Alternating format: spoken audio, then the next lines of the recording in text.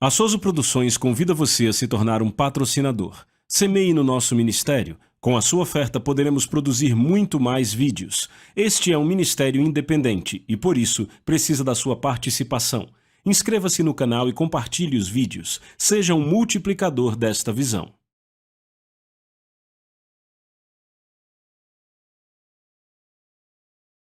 Os versículos usados nos vídeos que traduzimos nem sempre correspondem a versões em português. Muitas vezes precisamos traduzir do original em inglês para fazerem sentido no contexto do vídeo. Louvado seja o Senhor. Bem, todos que amam ao Senhor digam amém.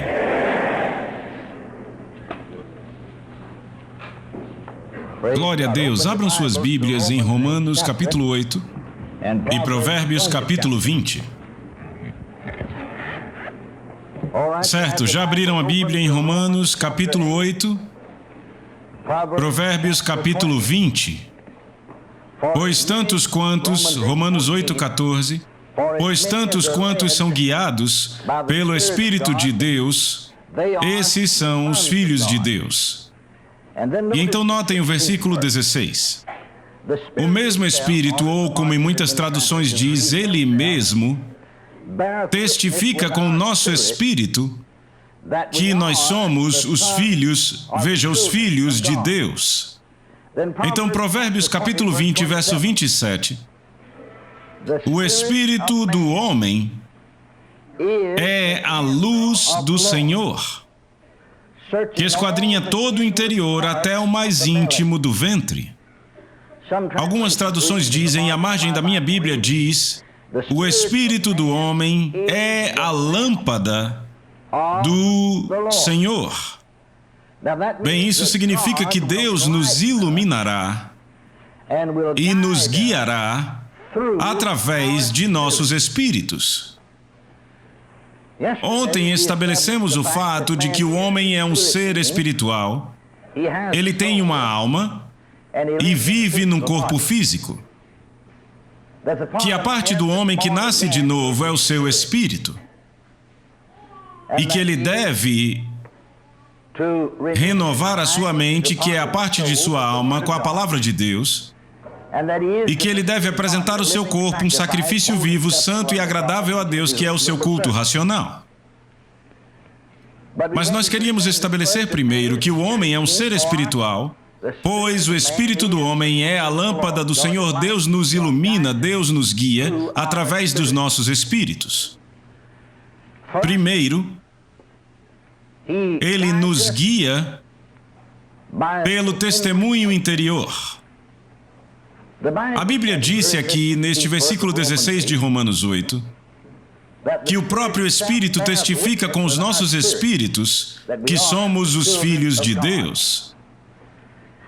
Na verdade, o testemunho interior é a maneira número 1 pela qual Deus nos guia, ou a principal maneira pela qual Deus guia todos os seus filhos. Eu relatei esta parte para vocês ontem da história de como Jesus me apareceu em fevereiro de 1958 em El Paso, Texas. E Ele falou comigo por cerca de 1h30, na verdade. Tão real quanto qualquer homem entrando em meu quarto. Uma visão aberta. É o tipo mais elevado de visão.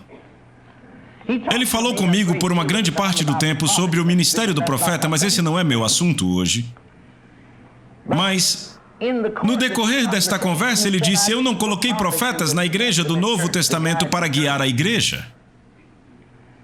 E em segundo lugar, ele disse, você não precisa buscar orientação através de profecia e através de profetas, e você não deve fazer isso. Pois você tem o Espírito de Deus em si mesmo, e todos quantos são guiados pelo Espírito de Deus são os filhos de Deus. E ele me disse, eu quero que você, e é por isso que eu estou ensinando isso agora, porque eu não fiz o que deveria ter feito a esse respeito, eu quero que você vá ensinar o meu povo a ser guiado pelo Espírito. E 20 anos atrás, por alguma razão, só agora eu estou começando a fazer isso. De vez em quando eu falava um pouco sobre isso, mas eu simplesmente não me aprofundei como deveria. E ele me disse, A maneira número 1, a principal maneira pela qual eu guio todos os meus filhos é, número 1, pelo testemunho interior.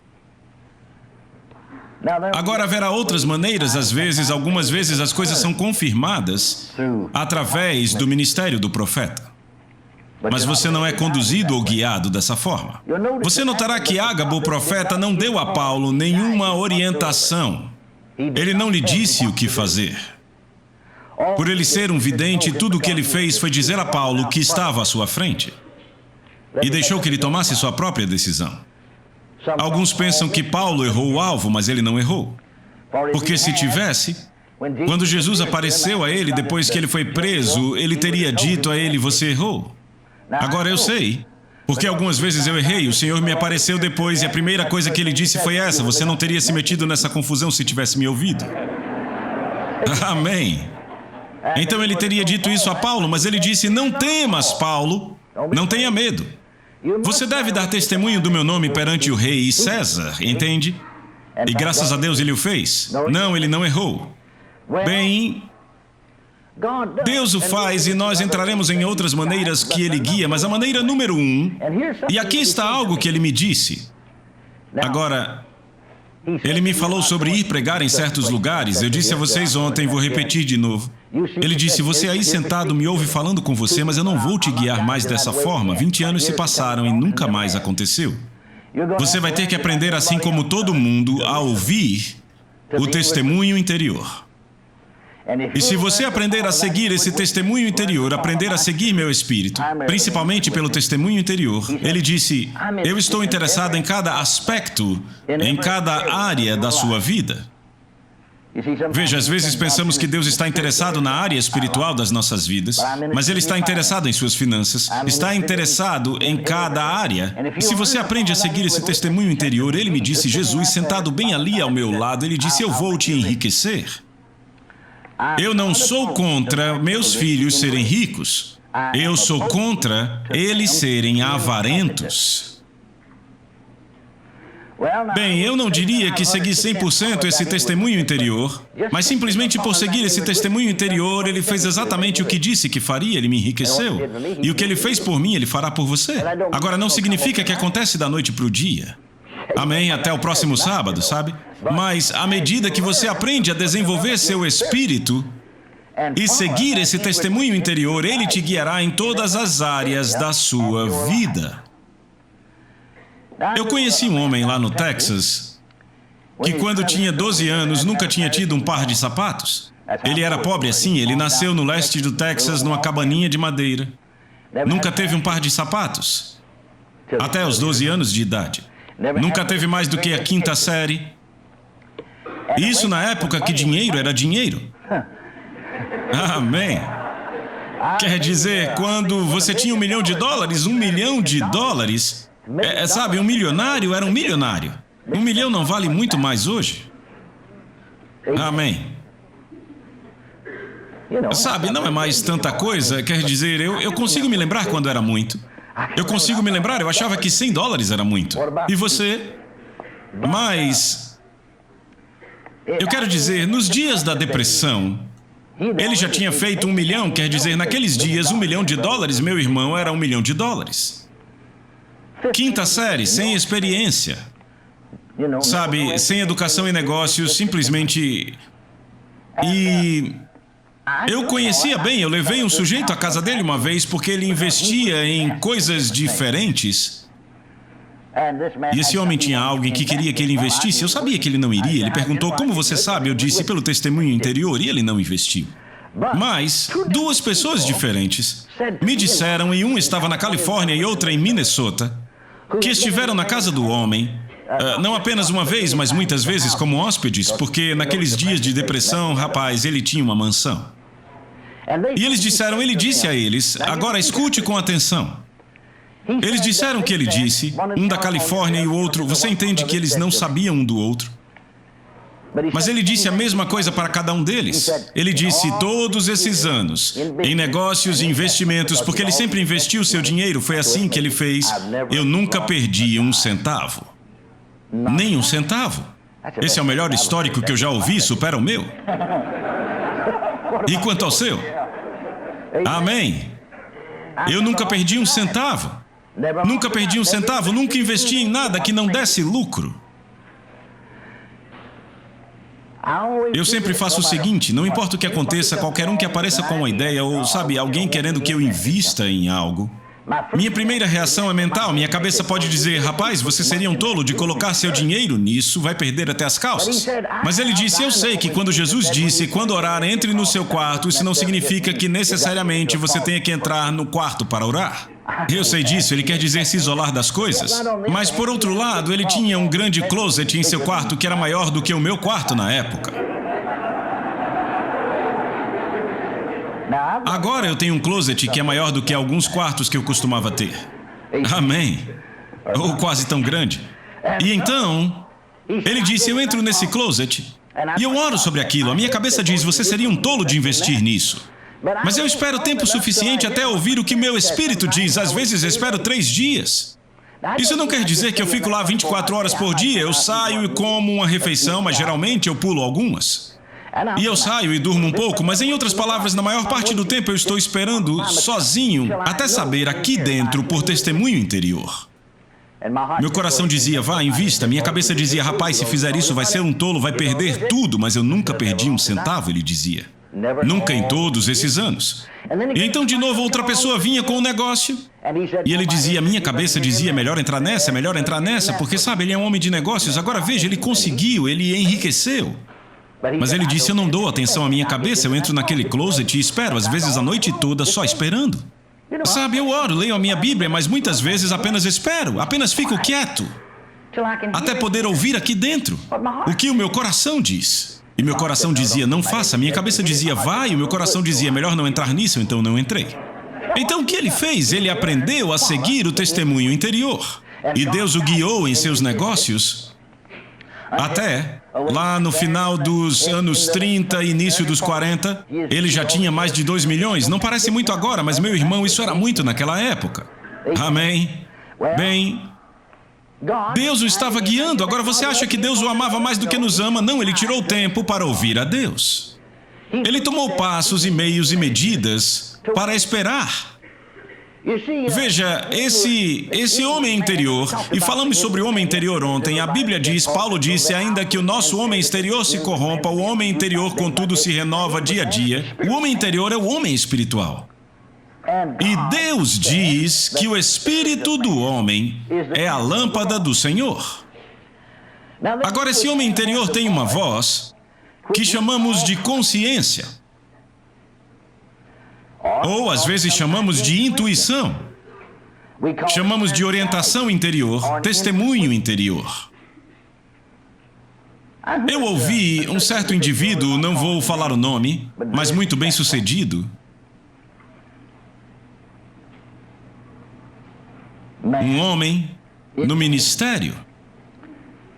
E alguns outros ministros lhe perguntaram, enquanto conversavam pessoalmente, uns com os outros, ora, sabemos que Deus te chamou.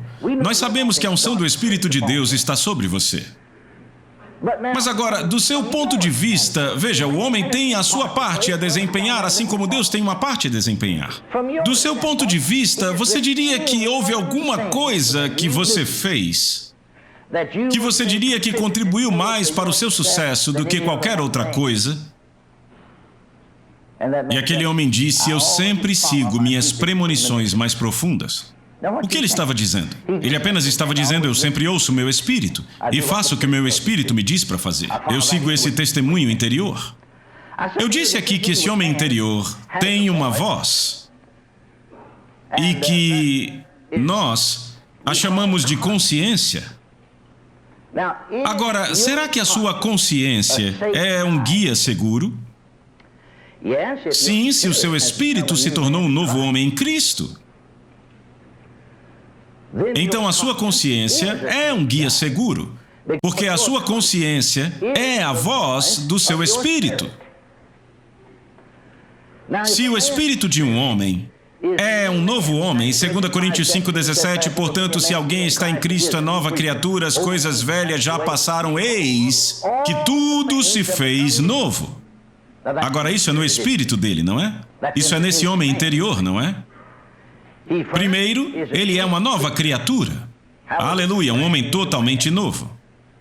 Segundo, as coisas velhas já passaram.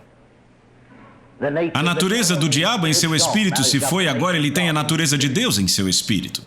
Terceiro, tudo, T-U-D-O, tudo se fez novo.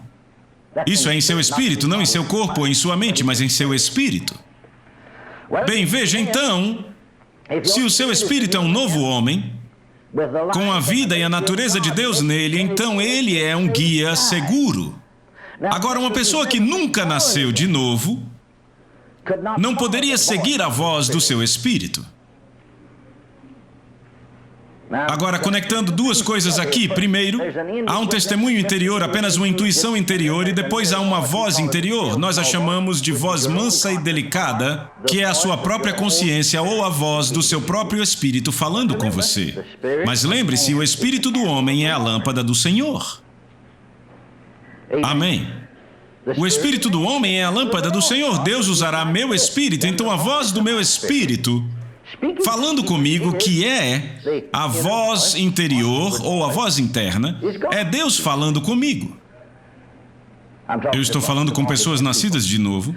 Se uma pessoa não nasceu de novo, se o seu espírito não é regenerado, então a sua consciência lhe permitiria fazer qualquer coisa.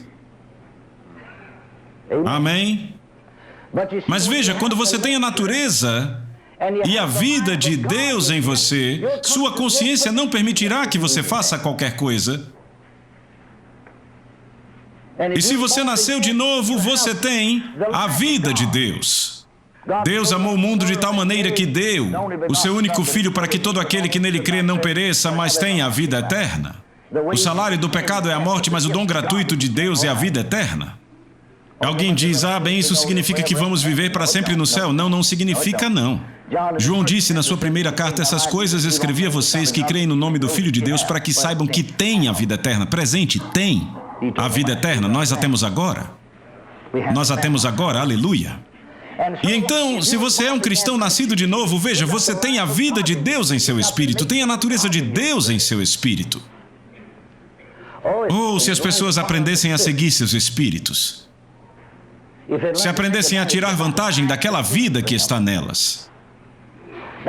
Eu mesmo nasci no Evangelho, eu fui criado como batista, me juntei à igreja como muitos outros e muitas pessoas e fui batizado nas águas, mas isso não me tornava um cristão. Meu espírito ainda não era regenerado.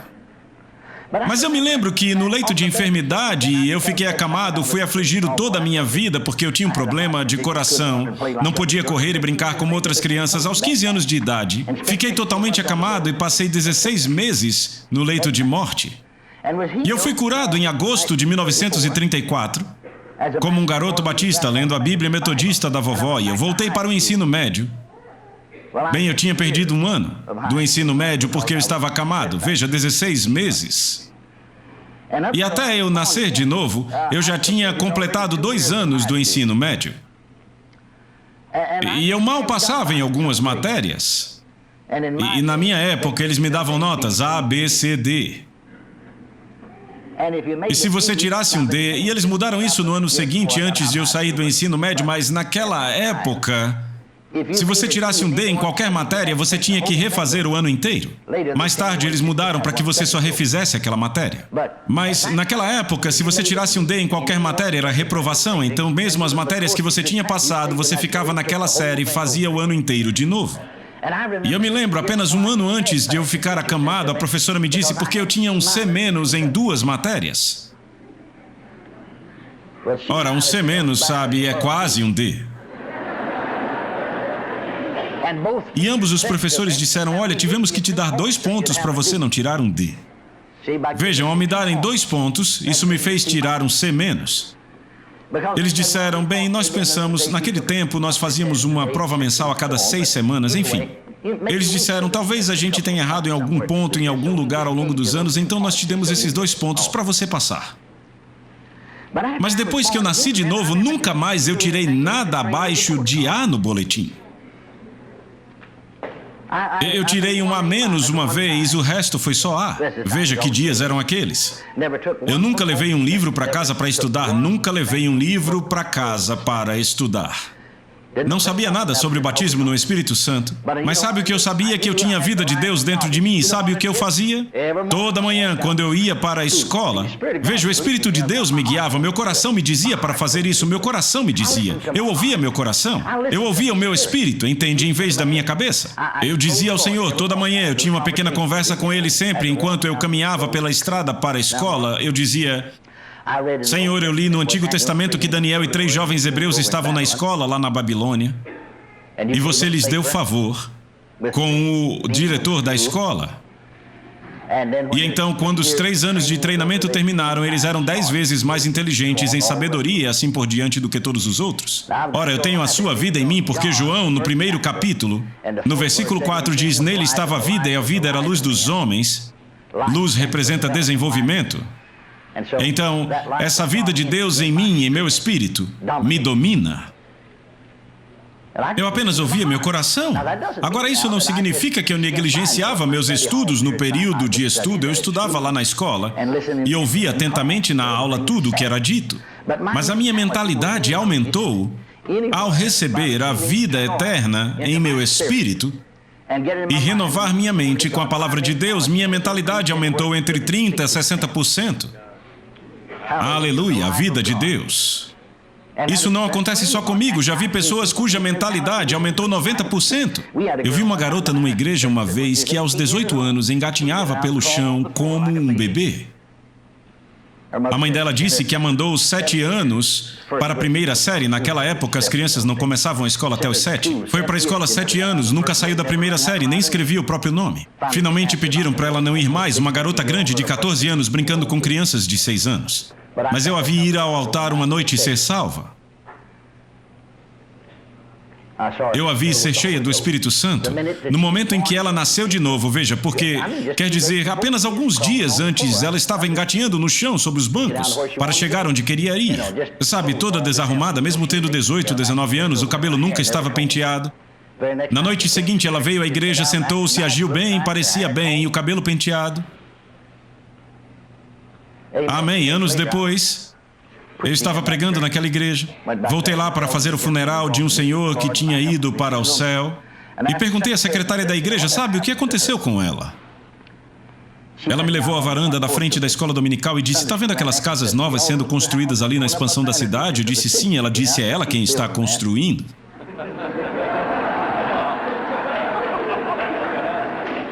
Ela administra todo o seu dinheiro. Ela é a sua própria financista. Ela administra todo o seu dinheiro. Ela tem 3 filhos adoráveis que estão sempre na primeira fileira todo domingo. São as crianças mais bem vestidas, mais bem comportadas da igreja. E ela disse, eu ainda sou a secretária da igreja. O nome dela era Irmã Foster. E ela disse, seus dízimos e ofertas estão lá todo domingo. Ela está construindo aquela expansão da cidade. Quando ela tinha 18 anos, ela estava engatinhando no chão como uma criancinha. Frequentou a primeira série por 7 anos, nunca aprendeu nada, não conseguia escrever o próprio nome. Agora ela administra seu próprio negócio, bendito seja Deus. Claro, a vida de Deus entrou nela. Eu estou bem convencido de que nunca aprendemos o que recebemos. Apenas pensamos que o Senhor perdoou o nosso pecado e continuamos a mesma criatura de sempre, tentando nos manter fiéis até o fim. Se tivermos gente o bastante para orar por nós. E se a gente não consegue é porque alguém falhou na oração. Provavelmente foi o Bob Keating ali. Oh, esse é o conceito que temos, entende? Não, graças a Deus, a vida de Deus é comunicada ao nosso espírito. A natureza de Deus está em meu espírito. O Espírito Santo está em meu espírito. Agora, de novo, veja, se você é um cristão nascido de novo, o Espírito Santo está vivendo e habitando em seu espírito. Agora, entenda. Note, o espírito dele testifica com o nosso espírito, é aí que ele está, em nosso espírito. Mas precisamos perceber que uma coisa é nascer do espírito e outra coisa é ser cheio do espírito. São 2 coisas diferentes. E muita gente pensa que só porque as pessoas não são cheias do Espírito Santo, não oram em línguas, elas não têm o Espírito Santo. Isso é um equívoco. Isso não é verdade. Se nasceu do Espírito de Deus, você tem o Espírito de Deus. Eu não disse que você está cheio do Espírito. Se eu pegar aquele copo e disser, quem sirva-me um copo de água aí, e eu beber metade do copo de água, ou mesmo metade da jarra de água, bem, eu posso estar cheio ou não, mas pelo menos eu tenho água em mim. Mas não quer dizer, veja, eu posso tomar apenas um gole. Eu ainda tenho água em mim, mas eu posso não estar cheio de água. Entende? E se você é nascido do Espírito, você tem o Espírito de Deus em si. Eu me lembro como pastor e pregador batista, eu andava desconfiado das pessoas do Evangelho pleno porque elas ensinavam a cura divina e eu tinha sido curado pelo poder de Deus. E elas ensinavam outra coisa, ensinavam sobre ser cheio ou batizado no Espírito Santo e falar em outras línguas. E alguns dos meus colegas batistas me disseram, ei, tenha cuidado com essas pessoas. Tudo bem que são boas pessoas, admitimos que vivem vidas melhores do que nós. Alguns pastores diziam, eles vivem vidas melhores do que qualquer membro da minha igreja. Mas esse negócio de falar em línguas é do diabo. Eu pensei, aqui estão pessoas que receberam algo do diabo para ajudá-las a serem melhores que o nosso povo. O que eles tinham? Amém. E então, eu me lembro que depois que eu fui cheio do Espírito Santo e falei em outras línguas, conforme o Espírito de Deus me concedia que falasse, então eu voltei a encontrar alguns dos meus colegas batistas. Eu já estava esperando por eles, finalmente eles me avisaram de novo. Ei, cuidado com esse negócio de falar em línguas. Eu disse, peraí, vocês querem me dizer que esse falar em línguas é do diabo? Sim, é isso mesmo. Eu disse, bem, se for assim, todo o movimento batista do Sul é do diabo. E eles disseram, como assim? Eu disse, o mesmo Espírito, veja, o Espírito Santo não é gêmeo, não existem dois Espíritos Santos.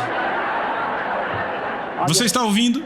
Eu disse, o mesmo Espírito que eu conheci na Igreja Batista, do qual eu nasci, esse mesmo Espírito é o que me deu a capacidade de falar em línguas. Oh, não, não, não, eles disseram. Eu disse, vocês já falaram em línguas? Não, então como vocês sabem? A Bíblia diz que o homem que responde a um assunto antes de ouvi-lo é um tolo. Bem, diz que é insensato, é a mesma coisa. Amém, não é verdade? Alguém está te chamando ali, Bob. Amém. Não, nunca falamos em línguas. Eu disse, como vocês sabem? Vejam, eu nasci de novo entre os batistas, fui cheio do Espírito entre os pentecostais. Foi o mesmo Espírito que me deu o dom de falar em línguas. Eu sabia disso, eu reconhecia isso. O mesmo Espírito Santo, bendito seja Deus. E assim, sem entrar mais em detalhes, deixa eu só dizer isso, que se você nasceu de novo, o Espírito Santo está vivendo e habitando em seu espírito. Agora, ele está vivendo e habitando onde? Na sua cabeça? Não, não. Ele está vivendo e habitando em seu corpo, bem, em certo sentido, sim, mas não exatamente da maneira que pensamos. Ele está, de fato, habitando em seu espírito. E a única razão pela qual o seu corpo se torna o templo do Espírito Santo é porque seu corpo é o templo do seu próprio espírito. Mas ele está habitando em seu espírito. Ele não se comunica diretamente com a sua mente porque ele não está em sua mente. Ele está em seu espírito e se comunica com você através do seu espírito. Agora, Jesus disse no capítulo 14 de João, no versículo 23, se alguém me ama, guardará a minha palavra, e o meu Pai o amará. E viremos a ele, faremos nele morada. Morada é o lugar onde se vive. Ele disse, viremos e viveremos nele. Uma vez ele disse, viremos e faremos nosso lar com ele. Glória a Deus.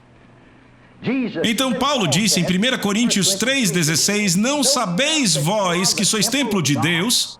Quem é o templo de Deus? Vós sois. Agora notem, e que o Espírito de Deus habita em vós. O lugar onde você habita é a sua casa, ou seja, o Espírito Santo está em casa dentro de você. É onde ele mora. Dentro de você. Então em 2 Coríntios 6,16, novamente Paulo diz, vós sois o templo do Deus vivo. Como Deus disse, eu habitarei neles. E andarei neles, e eu serei o seu Deus, e eles serão o meu povo. Aleluia! Bem, veja, portanto, se Deus está habitando em nós, e através da pessoa do Espírito Santo Ele está, se Deus está habitando em nós, então é aí que Ele vai falar conosco. Onde Ele está? Está aí dentro. É aí que ele vai falar conosco. Veja, eu estou falando essa semana aqui nesta sala porque agora é onde eu estou. Onde está o Espírito Santo? Louvado seja Deus em você. É aí que ele vai se comunicar com você. Habitando em você, é aí que ele vai falar com você. É onde ele está, no seu espírito, no seu coração. Agora aqui está outra coisa que precisamos corrigir em nosso pensamento que nos ajudará. O Espírito Santo te condena se você faz algo errado como cristão? Não. Não. Não. É uma lição difícil. Você precisa aprender que o Espírito Santo nunca te condena. Veja, é o seu próprio espírito que te condena, é a sua consciência. A voz do seu próprio espírito que sabe que você fez errado. Jesus disse que o único pecado do qual o Espírito Santo convencerá o mundo é o pecado de rejeitar Jesus. Apenas um. Eu descobri que se eu erro, eu sei imediatamente, minha consciência me diz, meu espírito me diz, é o meu espírito que me condena. Veja, a Bíblia diz que se nossos corações não nos condenam, então temos confiança diante de Deus, entende? Eu descobri que mesmo quando eu erro, embora meu espírito me condene, o Espírito Santo está lá para me confortar, me ajudar e me mostrar o caminho de volta. Oh, graças a Deus! Graças a Deus! Porque, veja, você nunca lê que o Espírito Santo é um condenador.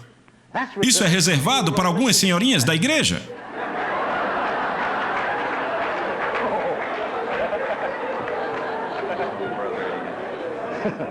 Não! Não! Jesus, ao falar do Espírito Santo, disse que ele é um consolador. E há um significado em 7 partes da tradução grega amplificada, sabe? Ele diz, eu rogarei ao Pai e ele te dará outro consolador. Aleluia!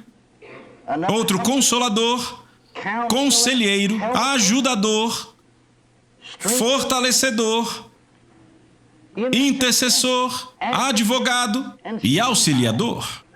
Ele é tudo isso. Aleluia. Ele fica ao seu lado quando ninguém mais fica. Para te ajudar. Te ajudar. Louvado seja Deus, ele é um ajudador. Bem, é o seu próprio espírito que sabe no momento em que você faz algo errado. Eu fico feliz por ter aprendido cedo. Eu nasci de novo, não estou falando sobre ser cheio do Espírito, isso é um assunto diferente. Eu nasci de novo no leito de enfermidade. Tornei-me um novo homem em Cristo. E aprendi cedo a seguir o meu Espírito. Fico feliz por ter feito isso. Valeu muito a pena para mim na vida. Eu me lembro do seguinte, que depois de nascer de novo, de fato, no primeiro ano em que eu voltei para a escola, que eu lembro que aconteceu apenas uma vez, foi só isso. Antes de nascermos de novo, às vezes falávamos de muitas maneiras diferentes. Em nossa família em particular, nunca houve ninguém, porque eles eram pessoas de igreja, quer fossem religiosos, salvos ou não. Mas ninguém em nossa família usava palavrões nem nada do tipo, mas havia um homem na casa ao lado. Aquele sujeito ficava bravo, dava para ouvi-lo, como dizemos no Texas, xingando a 1 quilômetro de distância. E eu acho que eu peguei isso dele, eu ficava com raiva e simplesmente xingava. Sabe, é como dizemos lá no Texas, ao invés de xingar, tem gente que diz amaldiçoar. Mas eu tinha ouvido aquele cara, foi daí que eu peguei essa mania. Bem, sabe, eu nunca consegui, desde que fui salvo, não sei quanto a você, por 43 anos eu nunca consegui falar palavrões. Eu nunca consegui nem dizer gírias. Meu espírito me condena imediatamente. E então esse sujeito, um desses sujeitos me disse algo, sabe? E tudo o que eu disse foi simplesmente dizer a ele, eu disse, que diabos, isso não é da sua conta. E no momento que eu disse isso, bem aqui, no meu espírito, eu disse, desculpe, eu não devia ter falado assim. Ele disse, o que você quer dizer? Eu disse, que diabos, e disse que isso não é da sua conta. Eu não deveria ter dito isso. A forma como eu usei. Ele olhou para mim e eu disse, eu quero que você me perdoe. Eu sou batista. Não importa quem você seja, se é nascido do Espírito de Deus, você aprende a ouvir o Espírito de Deus. Eu não entendo alguns cristãos, vou ser honesto, eu nunca consegui usar gírias. Eu nunca, em 43 anos como cristão, eu nunca usei a palavra droga ou caraca.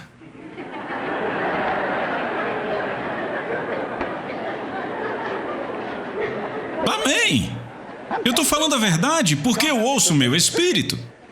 Eu não acho que a vida e a natureza de Deus ensinam dessa forma. Não me repreendam agora só porque eu estou pregando muito bem. Amém, está certo, exatamente certo, entende? Eu ouço o meu espírito, agora o que eu estou tentando fazer é fazer com que você deixe o seu espírito te dominar. Não a sua carne, não a sua cabeça. Mas agora mesmo que seu espírito tenha nascido de novo, se a sua mente não for renovada o suficiente com a palavra de Deus, bem, então antes que você perceba, alguma dessas coisas podem sair, sabe? Mas aprenda a ouvir o seu espírito, é isso que eu quero que você faça.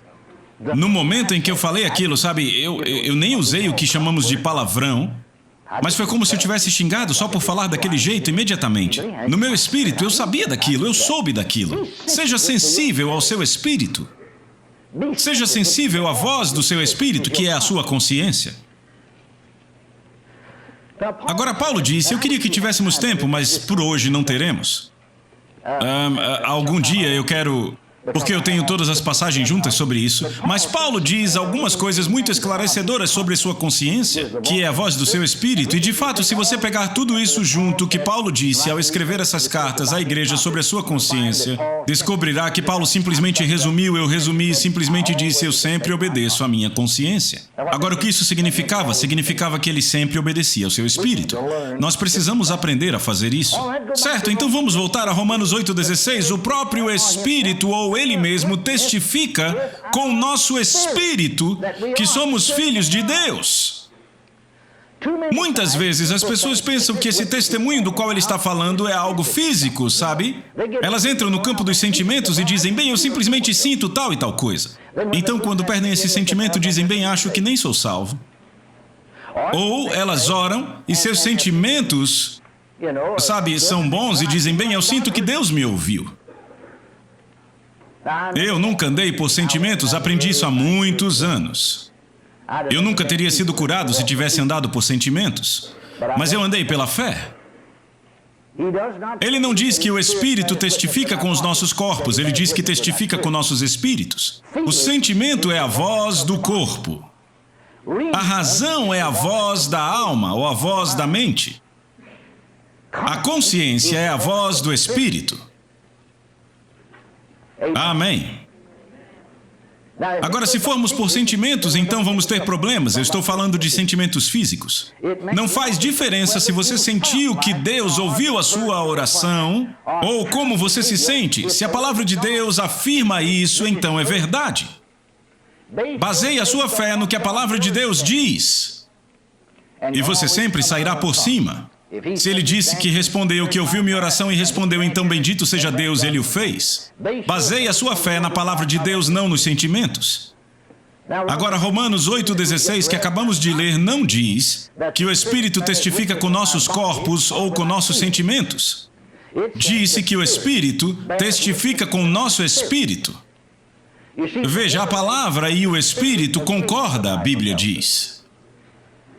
Jesus disse no Evangelho de João, capítulo 15, versos 13 e 14, agora, quando Ele, o Espírito da verdade, vier, agora notem, Ele guiará vocês em toda a verdade, porque não falará de si mesmo. Então, notem aqui, Ele fala. Ele não falará de si mesmo, mas tudo o que ouvir, isso falará. E Ele vai mostrar a vocês as coisas que estão por vir. Ele me glorificará, porque vai receber o que é meu e vai mostrar a vocês. Jesus também disse em João 14, 26, Ele vai ensinar a vocês todas as coisas e trará todas as coisas à sua lembrança que eu lhes tenho dito. Jesus também disse em João 16, 13, falando sobre o Espírito Santo, Ele vai mostrar a vocês as coisas que estão por vir. Veja, Ele testifica com o seu Espírito e então Ele te guia. Porque todos, Romanos 8,14, porque todos quantos são guiados pelo Espírito de Deus, esses são os filhos de Deus. Agora, não cabe a nós dizer ao Senhor como nos guiar. Cabe a nós descobrir pela palavra de Deus como Ele o faz. E ele o faz, número 1, pelo testemunho interior. Agora, como lemos em Atos dos Apóstolos e em outros lugares da Bíblia, vemos como, às vezes, alguns recebem orientação através de uma visão. Lemos onde outros receberam orientação de um anjo que apareceu a eles e lhes disse certas coisas. No entanto, tais fenômenos não aconteciam todos os dias na vida dessas pessoas. Eles ocorreram 1 ou 2 vezes em toda a vida de alguns deles. Então essa não é a maneira comum que Deus guia. Ele pode, se quiser. Muitas vezes, veja, Deus está tentando dar testemunho com nossos espíritos, tentando nos guiar, e nós não ouvimos, porque queremos outra coisa, como uma visão ou um anjo, algo que seja espetacular. E, no entanto, esse testemunho interior é tão sobrenatural quanto uma visão. Qualquer coisa que Deus faz é sobrenatural. Você está me ouvindo? Vocês ainda estão aí ou foram para casa? Agora, então, para orientação, algumas pessoas colocam o que chamamos de voto de lã diante do Senhor, como fez Gideão. Mas o Novo Testamento não diz: todos os que são guiados por votos de lã, esses são filhos de Deus. Amém? É como sair na rua procurando respostas para a vida. Em nenhum lugar no Novo Testamento, e alguém diz: sim, mas com Gideão no Antigo Testamento. Bem, número 1, porque voltar ao Antigo se temos o Novo. Porque no Novo temos algo melhor do que eles tinham lá atrás. Por que voltar para lá? Por que ficar na antiga aliança? Não é estúpido? A antiga aliança é para pessoas espiritualmente mortas. Eu não estou espiritualmente morto, eu estou vivo, louvado seja Deus. Não, ele não disse: todos quantos são guiados por lã, esses são os filhos de Deus. Ele disse: todos quantos são guiados pelo Espírito de Deus, esses são os filhos de Deus. Agora, é claro, Gideão fez um voto de lã, mas como eu disse, não estamos vivendo nos dias em que ele viveu. Estamos vivendo na nova aliança estabelecida em melhores promessas. Lembre-se que Gideão não era um profeta, Gideão não era sacerdote, Gideão não era rei. Lembre-se, no Antigo Testamento, o rei, o sacerdote e o profeta eram ungidos pelo Espírito de Deus para ocuparem esses cargos. No que dizia respeito ao resto do povo, eles não conheciam o Espírito de Deus, não tinham nenhuma presença pessoal, o Espírito de Deus não estava pessoalmente presente com eles. Era por isso que todo homem de todo Israel tinha que se apresentar pelo menos uma vez por ano no templo de Deus em Jerusalém, porque a glória Shekinah, a presença de Deus, era mantida fechada no Santo dos Santos. Era lá que ele estava. Então eles não tinham nenhum auxílio do Espírito. Mas bendito seja Deus, quando Jesus morreu lá no Calvário, aquele véu do Santo dos Santos foi rasgado em 2 de cima a baixo e Deus se mudou. Sua presença se moveu e ele nunca mais habitou em casas feitas por homens desde então. Ele habita em nós. Ele está em nós. Ele está em nós.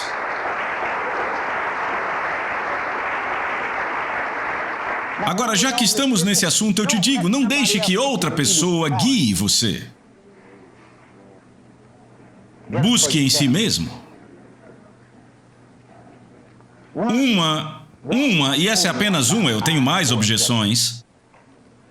Mas uma objeção que eu tenho à mais recente moda dessa submissão, discipulado, de pastoreio, que é uma extravagância e uma idiotice,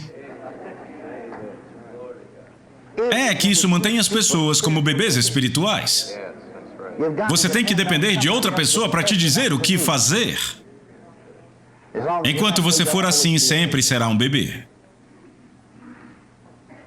E não me censurem só porque eu estou pregando muito bem. Muita gente preferiria fazer isso porque isso tira a responsabilidade de mim. Não, não tira. Não, não tira.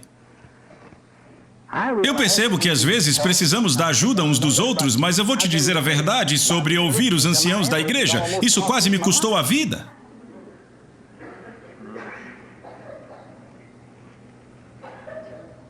Eu fiz o que eles me disseram para fazer e caí do banco da igreja no chão, estava morrendo. E o Senhor me disse, você vai obedecer a mim ou aos anciãos? Eu disse, vou obedecer a você, e eu fui curado instantaneamente. Ele disse, se você não me obedecer, se ouvir os anciãos, você vai morrer. Foi exatamente o que ele me disse. Se você me ouvir, vai viver. Eu disse, eu vou te ouvir, eu vou fazer o que você me disse para fazer, porque eu estava fazendo o que me disseram para fazer. E eu pulei, glória a Deus, instantaneamente da cama e dancei por toda a casa e estou curado desde então. Eu vou ouvir o que Deus diz. Agora, não me entenda mal, essas pessoas que me instruíam, elas eram boas pessoas. E elas amavam o Senhor de todo o coração, mas elas erraram, elas eram mal orientadas. É fácil errar o alvo de Deus, não importa se você é salvo, se é cheio do Espírito, se afastar da palavra de Deus, vai errar. Bem, entre os batistas, eu nunca ouvi muito sobre esse negócio de voto de lã. Mas depois que eu fui batizado com o Espírito Santo e vim para o meio do povo pentecostal, os batistas já tinham me dado fora. E a minha esposa e eu éramos pastores de uma pequena igreja do Evangelho Pleno na Terra Preta do centro-norte do Texas. E eu ficava ouvindo o povo pentecostal falando da lã. De fazer votos de lã, sabe? Era uma coisa comum, quer dizer, a toda hora os pregadores falavam sobre fazer esse tal de voto de lã. E então havia outra igreja que queria que eu fosse me candidatasse como pastor daquela igreja e eu fui lá e preguei para eles. E eu lembro de voltar e eu fiz um voto de lã, eu decidi, sabe, porque não tinha nada em meu espírito, na verdade eu não estava ouvindo meu espírito naquele momento. E eu disse, Senhor, vou fazer o seguinte. Agora veja, sabe, seja certo ou errado, bom ou ruim, as pessoas com quem andamos, o que quer que sejam ou o que quer que tenham, tudo isso acaba nos influenciando. Estão me ouvindo? Então eu disse, eu vou fazer esse voto de lã. Aqui está meu voto. Se aquela igreja me eleger 100%, se eu receber todos os votos como pastor, eu vou aceitar isso como sendo sua vontade e eu vou me mudar e assumir o pastorado. Bem, eu fui eleito com 100% dos votos e eu me mudei para lá e eu me dei mal e eles se deram mal.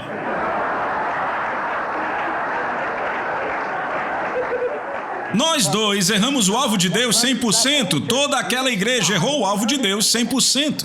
100% daquela igreja errou o alvo de Deus.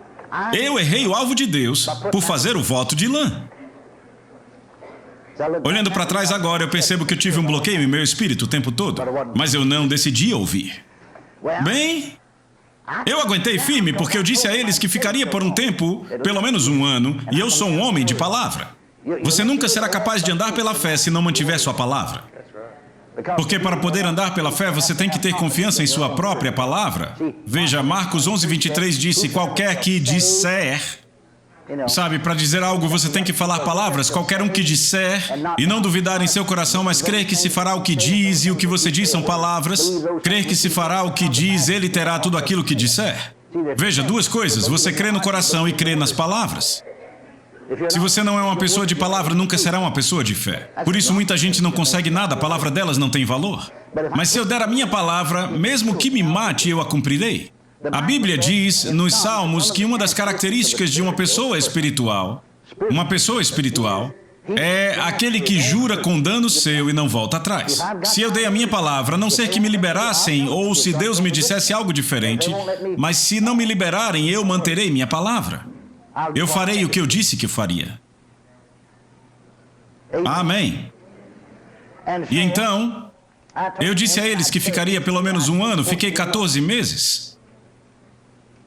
E sabe, eu estudava e orava. Rapaz, eu ficava todo empolgado para pregar. Naquela época eu era pregador, não professor. E no minuto em que eu entrava pela porta daquela igreja, era como se alguém derramasse um balde de água fria em mim. Eu ia para qualquer outro lugar e conseguia pregar, eu não conseguia pregar lá. Minha esposa nunca foi de criticar ou dizer muita coisa. E ela esperou de propósito, acho que cerca de 6 meses. Até que ela disse, você até que consegue ter uma boa conversa. Porque era tudo que eu estava fazendo, falando. Mas eu não era de bater papo, eu era pregador. Eu errei o alvo de Deus, errei feio. E aí nunca mais fiz outro voto de lã desde aquele dia até hoje. E eu disse, Senhor, deixa eu voltar lá algum dia para aquelas pessoas saberem que eu sei pregar, porque tudo que eu fiz foi bater papo. Sabe, eu voltei naquela igreja no avivamento, preguei com tudo, sabe? E as pessoas disseram, rapaz, não sabíamos que você pregava assim. E eu disse, eu sempre dei o meu melhor. Bem, você não pregou assim enquanto estava aqui, é porque eu estava fora da vontade de Deus. Todos podemos errar o alvo de Deus. Agora, a partir de então, eu nunca mais errei. Qualquer igreja que eu pastoreei, toda vez que eu fiz uma mudança, eu nunca errei, nem uma única vez. E você foi guiado como? Voto de lã? Não, eu fui guiado pelo que o testemunho interior me dizia. Se fosse preciso, eu esperava um pouco diante de Deus. Se fosse preciso, eu esperava a noite toda. Se precisasse, eu jejuava um dia ou mais. Sabe, não que o jejum vá fazer algo para mudar Deus, mas ele me muda. Eu tenho mais tempo para orar então. Mais tempo para esperar em Deus. Mais tempo para a palavra. Eu esperava até saber dentro de mim o que ele queria que eu fizesse. Agora, minha experiência tem sido... Veja, ele guia pelo testemunho interior, ele guia pelo que chamamos de voz mansa e delicada. Mas então ele também guia pela voz do Espírito de Deus falando conosco, que é um pouco mais autoritária do que a voz mansa e delicada. Quando esta voz fala, você sabe que às vezes dentro de você é tão real que você olha para trás. Eu já olhei para trás várias vezes para ver quem falou. Eu descobri que quando ele se move de uma forma mais espetacular, todas elas sobrenaturais, a voz mansa e delicada não é tão espetacular, mas é sobrenatural. Amém. Eu descobri por experiência própria em todos esses anos de ministério, 12 anos como pastor, 31 anos de ministério de campo, 43 anos no total. Eu descobri que toda vez que Deus falou de uma maneira espetacular comigo, ou seja, como uma voz audível, para mim foi audível pelo menos, eu descobri que todas as vezes, olhando para trás agora, todas as vezes que ele falou daquela forma espetacular, a razão pela qual ele fez isso foi porque havia uma jornada difícil pela frente. E se ele não tivesse falado de forma tão espetacular, eu não teria permanecido firme. Você está me ouvindo? Amém. Veja, normalmente isso não é necessário, que ele fale assim. Mas ele fez isso e eu me lembro da última igreja que eu pastoreei.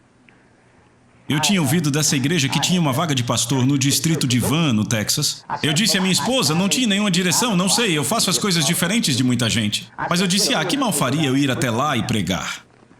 Eu vou lá e dou uma olhada nisso, sabe? Não sei se Deus está nisso ou não, realmente não orei sobre isso, mas sabe, eu posso orar mais tarde. Então eu fui lá, bati na porta do pastor e ele disse, sim, eu estou de saída. Eu disse, eu vi que o senhor estava. Sabe, eu não sei se seria o caso, não sei se seria, mas eu poderia estar interessado em pastorear esta igreja. Ele disse, então, irmão Reagan, eu vou te apresentar a um dos diáconos que mora aqui perto e aí ele te leva e te apresenta para os outros diáconos. Ele disse, na verdade, eu temo que se eu te recomendar, isso vai atrapalhar mais do que ajudar. A minha fama não vai muito bem e eu me meti em apuros aqui. Na verdade, a culpa era dele mesmo e ele reconhecia isso. E então ele me apresentou àquele diácono e ele me levou, eu conheci os outros. Nós fizemos arranjos para... Eu estava indo a uma convenção pregar num avivamento e deram àquele homem mais 30 dias ali. E eu combinei que quando passassem os 30 dias eu iria até lá e pregaria numa quarta noite. Eu encerraria o avivamento no sul do Texas no domingo à noite. Eu simplesmente fiz arranjos para pregar na quarta-feira à noite. E eu pensei, bem, depois que eu pregar, talvez eu saiba, talvez não, eu vou ter um tempo para orar, eu não sei, eu levo as coisas uma de cada vez, eu não misturo um monte de coisa. Então eu fui para a convenção e depois fui ao avivamento nos subúrbios de Houston, Texas. Mas acontece que o pastor dessa igreja onde acontecia o avivamento tinha vindo da pequena igreja em Van. Esse pastor tinha um irmão que era pregador e ele estava lá visitando a igreja. E nós três, todas as tardes, nos encontrávamos na igreja e orávamos pelos cultos da noite. E todo dia eles me perguntavam, e aí, já orou sobre a igreja de Van? E eu disse, não orei ainda. Bem, quando você vai orar? Eu dizia, eu não sei. Eu disse, não, eu vou lá pregar, até chegar lá eu oro. E eles perguntaram, por que você vai lá pregar? Eu disse, ora, que mal faria, eu posso passar por lá, orar e seguir meu caminho então. Não faria mal nenhum para mim? Talvez eu devesse orar sobre isso, vou lá na próxima segunda e vou pregar na quarta à noite. E eu fui falar com Deus e eu disse, Deus, eu nem sei se é a minha vontade, se é a sua vontade que eu pastorei ali. E naquela oração eu disse, o que você quiser está bom para mim, Deus.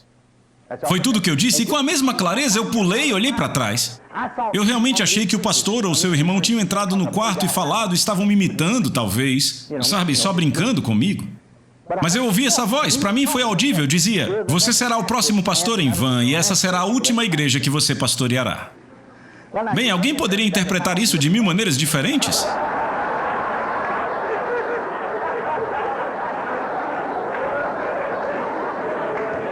Sabe? Eu poderia ter deixado o diabo dizer, você vai pastorear essa e vai morrer enquanto estiver lá, nunca mais vai pastorear. Entendi entrar em derrota. Você está ouvindo? Alguns fizeram isso e morreram no ofício, não era a vontade de Deus de jeito nenhum. Então, mais ou menos naquela hora, aqueles 2 pregadores entraram. Eu caminhei pelo corredor. A primeira coisa que disseram, como faziam todos os dias, e aí, já orou pela igreja de Van? Bem, eu disse a eles, eu não diria isso para qualquer um, porque às vezes eles pensam que você é louco, sabe? Mas eu disse, vocês 2 estão olhando para o próximo pastor de Van, Texas. Ah, mal, eu sabia, eles voltaram direto para o raciocínio natural. Ah, se você conhecesse essa igreja como a gente conhece, não diria isso. Sabia que a nossa igreja de origem, claro, vocês dizem todo dia. E ela está dividida bem no meio. E qualquer coisa que metade da igreja queira, a outra metade é contra. E você precisa de 2/3 dos votos para ser eleito como pastor. Mas eles estão divididos bem no meio, eles têm tido problemas há anos. E se metade deles é a seu favor, a outra metade é contra você. E para sermos honestos, achamos que você não conseguirá ser eleito. Eu disse, eu não sei nada sobre isso. A única coisa que eu sei é que eu sou o próximo pastor de Van. Eu não contei o resto para eles. E eles disseram, bem, você não conhece aquela igreja como nós. Eu disse, não, mas eu conheço Jesus. Eu conheço o Espírito de Deus e eu sei o que ele me disse. Bem, eu fui lá e preguei. Quando eu cheguei lá, o diácono disse, irmão Reagan, já fizemos todos os anúncios e tudo mais, já arrumamos tudo. E eu achava que era só 4ª noite, mas ele disse, é para você pregar 4ª noite, 5ª noite, 6ª noite, sábado à noite, domingo de manhã e domingo à noite. Já está tudo anunciado, queremos que você fique por mais 2 finais de semana. E como o anúncio foi aceito, a eleição que teríamos no domingo à noite não acontecerá mais. Eu ainda não tinha contado nada a eles, eu disse, bem, tudo bem. Mas depois que eu preguei pela primeira vez, eu vi porque Deus agiu de forma tão espetacular. Cada palavra que eu dizia era como se alguém estivesse quicando uma bola na parede dos fundos e quicando de volta. Eu certamente fiquei grato pelo meu treinamento batista. Eu aprendi a ensinar e pregar com anotações. Veja, aqui estou eu agora. Às vezes eu prego sem elas, mas se eu não tivesse aprendido a pregar com anotações, pessoal, eu estaria perdido. Porque eu simplesmente segui o meu esboço, 1, 2, 3, 4. Eu apenas segui de forma mecânica mesmo. Porque não havia inspiração ali. Estava morto. Vocês já estiveram lá? Algumas pessoas daqui já, alguns pregadores também. Rapaz, eu quero que vocês saibam que é difícil. É como dizemos lá no Texas, é uma dura lida. Sabe o que eu quero dizer com isso? Se não souber, pergunte a alguém que saiba. E então, eu dizia à minha esposa, toda santa noite, e toda noite a gente mudava para um lugar diferente para ficar. Uma noite na casa de um diácono, outra na casa de outro. Porque o diácono dizia, se você ficar aqui o tempo todo, os outros vão ficar com ciúmes. E se eu votar a seu favor, eles votam contra. Um bando de bebês espirituais, sabe? Então nos mudávamos toda noite para um lugar diferente. Ficava tudo dentro do carro, a gente só saía, arrumava as coisas à noite, porque amanhã de manhã a gente ia embora mesmo. E toda noite a gente levantava da cama e dizia para minha esposa, sabe, se Deus não tivesse falado de mim de forma tão espetacular, se precisar, tá tudo no carro, hein? Eu simplesmente me levantaria, pegaria meus 2 filhos... Nenhum deles estava na escola ainda, quem começou em setembro daquele ano. Simplesmente entraria no carro e nem diria a ninguém que eu fui embora. Não diria uma palavra para ninguém. Toda noite eu dizia isso a ela. Minha carne queria ir embora tanto. Minha mente queria ir embora. Mas meu espírito me manteve firme porque Deus havia falado de uma maneira espetacular. Bem, fizeram a eleição, eu recebi todos os votos menos 2, disseram que foi o maior milagre da história. O maior milagre do século. Que alguém pudesse ter esse tipo de votação naquela igreja, entende? O tempo todo eu sabia que conseguiria. Deus disse, você é o próximo pastor lá. Vocês estão me ouvindo? Bem, meu tempo acabou. Quem sabe a gente continue nesse assunto nos próximos cultos, vamos ver. Mas por enquanto é só. A Soso Produções convida você a se tornar um patrocinador. Semeie no nosso ministério. Com a sua oferta poderemos produzir muito mais vídeos. Este é um ministério independente e, por isso, precisa da sua participação. Inscreva-se no canal e compartilhe os vídeos. Seja um multiplicador desta visão.